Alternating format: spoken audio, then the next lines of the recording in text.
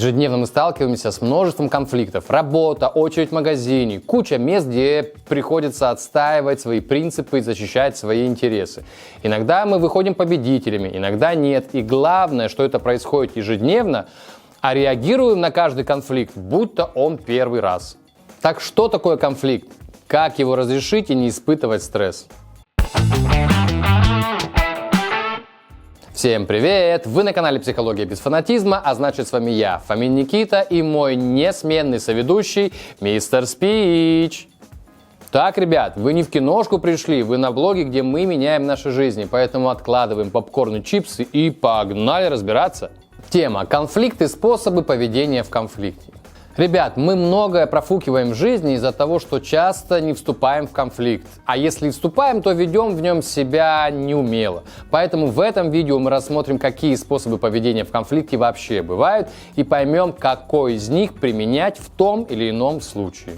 Для начала вообще хочу рассказать, что такое конфликт. Как правило, конфликт определяют как столкновение интересов. Иногда эти интересы сталкиваются внутри одного человека, и тогда конфликт называется внутриличностным. Например, вы не знаете, что съесть или что надеть.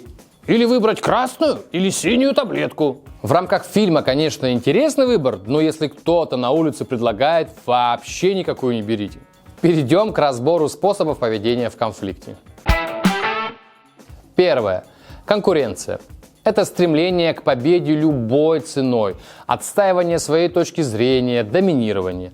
Конкурировать полезно, когда вы уверены в своей правоте и знаете, что другие не правы. Когда принципиально важна позиция и вы готовы идти на риск. Однако всегда упираться лбом не стоит. Это может разрушить отношения, вызвать сопротивление и агрессию другой стороны. Я когда в кино ходил, мне сказали, что нельзя говорить по телефону в зале. Да они там все придурки, что их слушать вообще? Где хочу, там и разговариваю. Видите, при конкуренции сторона безапелляционно стоит на своем и прет напролом. Кроме победы ее больше ничего не интересует. Второе. Избегание. Многие люди избегают конфликтов, чувствуя себя побежденными. Но иногда избегание конфликта – это большая победа и лучший способ поведения в конкретной ситуации. Например, когда конфликт незначительный и не стоит тратить на него время и энергию. Представим, что вы везете немалую сумму денег в машине и вас подрезают на дороге.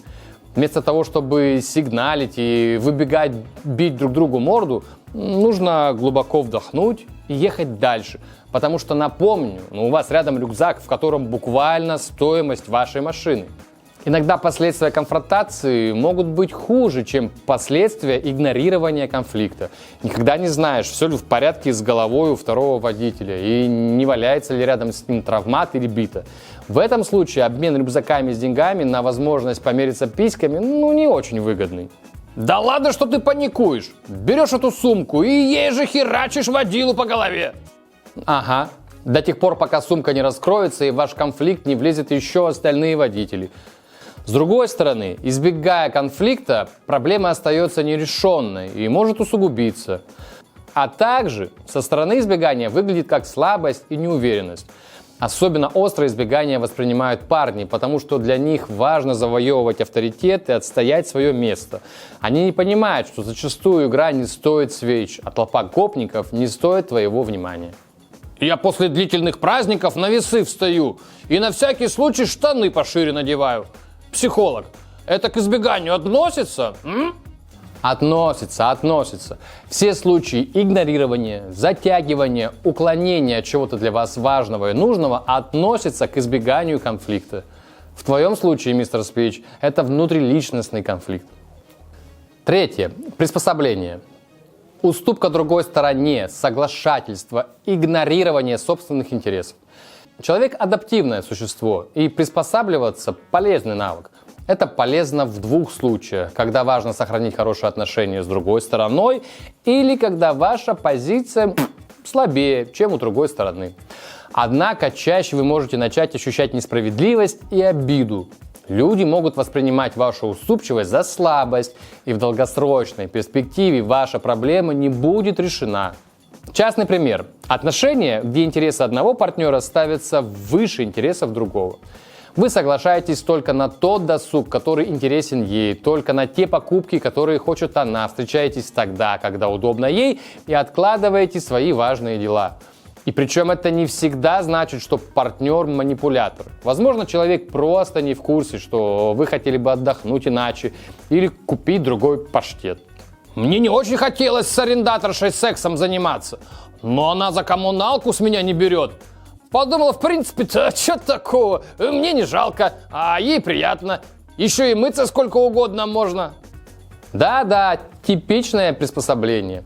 Приспосабливаться важно, но если приспосабливаются двое, то это уже следующий тип поведения в конфликте. 4. Компромисс. Стороны, конечно, приходят к взаимовыгодному решению, но при этом происходят частичные уступки с обеих сторон. Поэтому желаемый результат реализуется не на 100%. Компромисс полезно искать, когда обе стороны имеют равную силу и заинтересованы в решении проблемы, или когда невозможно достичь идеального решения для всех. С другой стороны, как бы кто ни говорил, что если вы не сходитесь, то стоит найти компромисс. У этого способа есть и минусы. Во-первых, ни одна из сторон не получит желаемого в полном объеме, и во-вторых, компромисс может быть временным решением, которое не устраняет корень проблемы. Слушай, психолог, ты вот когда с женой спишь, ты мне спать мешаешь. Только ваши охи и слышно. Хоть бы посмотреть посадил. Тише, тише, мы же снимаем. А ты мне вот мешаешь вести. Ну что делать будем? Давай так. Я тебя буду уносить в другую комнату, а ты не будешь меня перебивать. Договорились? Уговор? Уговор. 5. Сотрудничество. Сотрудничество – это совместное решение проблемы. Поиск решения, удовлетворяющего интересы обеих сторон в полном объеме. Когда полезно? Когда обе стороны заинтересованы в поиске лучших решений. Когда необходимо найти долгосрочное и устойчивое решение. Минусы. Требует много времени и усилий. Не всегда возможно. Как правило, стороны не готовы к сотрудничеству, особенно у нас в России. Ну, хоть один пример можешь привести? Пример. 2 компании объединяют свои ресурсы и знания для разработки нового продукта, что выгодно обеим сторонам. Но это пример чисто из книжек или из тренингов. В реальной жизни эти 2 компании на одном из этапов начнут искать личную выгоду, забывая, что их прибыль будет зависеть от успеха другой компании. Однако такая стратегия поведения действительно есть. Я рекомендую к ней стремиться. Ну, пример, если честно, так себе. Ты помнишь про наш уговор? Ладно, молчу. Еще одну ночь я этого не вынесу. Ребят, конечно, я понимаю, что после просмотра видео вы хотите узнать, как правильно выбрать подходящий способ поведения в конфликте. Каким из перечисленных способов пользоваться и в каком случае. Даю общие рекомендации. Оцените ситуацию, прежде чем действовать, проанализируйте конфликт и определите свои цели. Будьте гибкими, не придерживайтесь одной стратегии, адаптируйте свое поведение в зависимости от обстоятельств. Если вы в основном используете какую-то одну стратегию, то прям намеренно учитесь использовать другие, даже если вам это сложно дается. Тогда вы станете более сбалансированной личностью, личностью с широким диапазоном поведения в конфликте. И в дальнейшем по настроению и обстоятельствам будете выбирать тот или иной способ поведения. Вот еще лайфхак. Если хотите не только конфликтовать, фокусируйтесь на проблеме, а не на личности. Не переходите на оскорбление персоны. Смотрите в корень ситуации, и тогда будет проще подобрать нужный способ поведения в конфликте. Помните, что умение эффективно управлять конфликтом – это важный навык, который помогает строить здоровые отношения и достигать успеха в различных сферах жизни. Разобрали очередную важную тему – конфликт, способы поведения в конфликте. Давайте еще раз пробежимся по ее основным пунктам. 1. Конкуренция. 2. Избегание. 3. Приспособление. 4. Компромисс. И, наконец, 5. Сотрудничество. Народ, пишите свои комменты, что вы думаете об этом видео. Пишите сюда, на YouTube, пишите в телегу. Давайте разбираться вместе. Нам очень важно ваше мнение. Все, ребят, чао. Это была «Психология без фанатизма». Залетайте еще, мы вас ждем. А пока подписывайтесь и пальцы вверх.